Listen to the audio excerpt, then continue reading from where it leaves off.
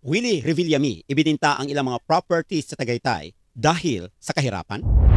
Muling naging usap-usapan ang bitiranong TV host na si Willie Revillame matapos aminin na siya ay kasalukuyang dumaraan sa pinakamahirap na yugto ng kanyang buhay.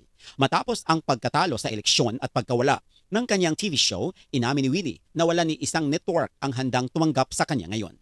Sa isang pribadong panayam, inamin ni Willie na malungkot at mabigat ang pinagdaanan niya, ngunit nananatili siyang positibo at kumakapit sa pananampalataya. Ayon sa mga ulat, si Willie ay nagsubok makipag-ugnayan sa ilang malaking TV network sa bansa upang muling makabalik sa hosting.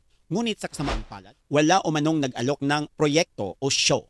Dahil dito, napilitan umano siyang ibinta ang ilan sa kanyang mga ari-arian, kabilang ang mga properties sa Tagaytay at Batangas, bilang bahagi ng pagsasaayos ng kanyang financial na sitwasyon. Maraming netizens ang nagpahayag ng simpatiya at suporta sa kanya. Sinasabing hindi pa huli ang lahat para kay Kuya Will. Ayon sa ilan, ang kanyang pagiging matulungin at ang karisma niya sa masa ay patuloy na nanatiling tatak ni Willie Revillame sa puso ng mga Pilipino. Ang sitwasyong kinakaharap ni Willie Revillame ay isang paalaala na ang buhay ay umiikot, minsan nasa taas, minsan nasa ibaba.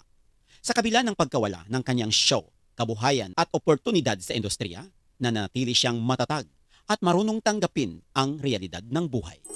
Para sa pinakahuling showbiz balita, huwag kalimutang mag-follow at mag-subscribe. At huwag rin kalimutang mag-like at mag-share.